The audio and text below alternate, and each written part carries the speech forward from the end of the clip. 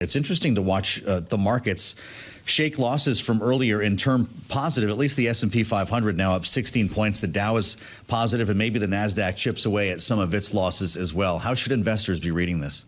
I mean, clearly the sign here is that they're taking all this to mean that, Powell still sees signs of weakening in the labor market, and that's going to lend itself to another cut later this month, is at least seems to be what the read-through is coming through the markets here, and especially in the absence of really any other tangible government data to work with in this time. That's the biggest thing that you can hinge your hat on right now, if that's when you're trying to make these calls. And Powell did touch on that, on the lack of government data in the shutdown, and talking about the abundance of labor market data, but not so much on the inflation side. So, and how we're all really looking at all the same private sector indicators right now while the government shutdown persists. And that's probably not enough, right? Indeed, he said we're all looking at the same stuff, and there are less good substitutes for government inflation data. We know BLS is bringing workers back in to crank out a CPI report before the next Fed meeting. But is that enough, Molly? What else does Powell need to get a clearer view? I mean, that's going to be, it'll have to be enough, obviously, for the October meeting. And that doesn't change what would have otherwise been on the calendar for the October meeting. The real risk, though, for the inflation data that should be collected right now is that isn't happening. The BLS workers that were called back were just to work on the September CPI data. So all of that had been collected by the time the government shut down, just hadn't been assembled in the form of the report that we usually see about 2 weeks later. So that's all they're working on right now. But otherwise, all of the data collection that would be happening right now, with hundreds of price collectors sent around the country collecting tens of thousands of quotes on prices for all these goods and services that we spend money on every day, that isn't happening. So that's the real risk for the October CPI that would be due next month. Well, and you've got a Speaker of the House here, Molly, who says we could be heading for a record. The budget chief at the White House, Russ Vought, on social media earlier, basically saying that we're ready for anything. OMB making every preparation to batten down the hatches and ride out the Democrats' intransigence. If this, in fact, goes on for weeks or months, do they retroactively accumulate that data, or do we just have a gap in the story? There is a risk of there not being a report. That is a very real risk right now. There's some data that is comes from other sources that the BLS does compile every month. So they get prices on new and used cars from J.D. Power. There are other measures for gas prices, for prescription drugs, but otherwise, the vast majority of this is coming from either personal visits to brick and mortar stores, or calling these businesses on the phone, visiting their prices online.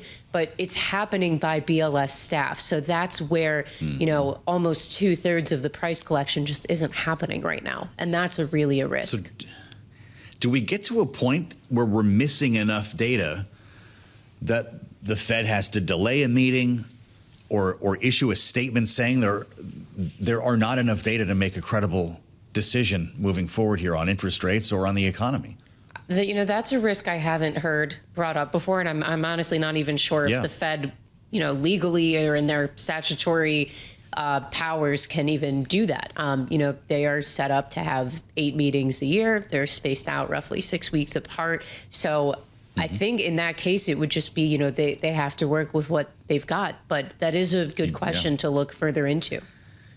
You go to war with the army you have. And when you heard Jay Powell talking about the job market, Molly, I wonder your thoughts on the next couple of months, because the shutdown could change this dynamic where you've got federal workers who are furloughed at best, not getting paid until they're made whole later. Again, at best, the president has suggested that maybe all civilian federal workers not be repaid at the end of this. We just don't know.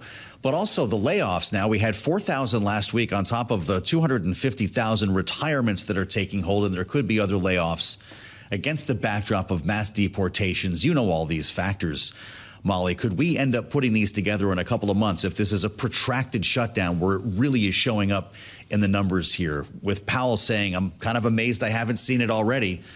What if it does start to show up? What state could the job market be in? I think, immigration is going to be the much bigger factor here for the labor market than what happens in federal government employment. It's just naturally a much smaller slice of workers in the U.S. And this is just really a key debate right now. There was a really interesting blog from an economist at the Dallas Fed recently that was just arguing that the slower rate of job growth that we're seeing isn't reason for concern. This is just the labor market adjusting to the fact that we don't have this same supply of immigrants that we used to, and that naturally then the pace of job growth to keep the unemployment rate stable should be lower, and that shouldn't be concerning. So that's one view. But a lot of what you hear from Fed speakers is they're trying to balance that with what actually is real softness in the labor market, and that's the distinction I think that we're still kind of wrestling with. You start to wonder if the Fed, which of course has its own funding, could start to perform its own research, or is private data the only way that they'll get a hold on this? Well, the Fed already, as you mentioned, they do their own research already through the reserve banks, through the Board of Governors. Powell did mention, we're going to be looking for the Beige Book tomorrow, which I think just generally has taken on more significance, looking at some of the anecdotal evidence in the economy. So the Beige Book is the Bible now. Your words here, Joe. I like that, but it is a fun read. Sometimes there are really fun little snippets in there if you have the patience to go through all the different 12 reserve banks and what's happening around the country. But yeah, that'll be, I guess, the next data point, at least from the Fed, that we'll have to look forward to. So exciting. We call it the Beige Book. Indeed, the cover is beige. Someone like yourself, though, has to cover the data. That's your job, Molly Smith. You edit this data. You're up at 8:30 every morning waiting for this to hit. In the meantime, what do you get your arms around if it's not the same stuff that Jay Powell's talking about? Yeah, I promise I'm not just sitting here twiddling my thumbs in the absence of something coming out at 8:30 in the morning.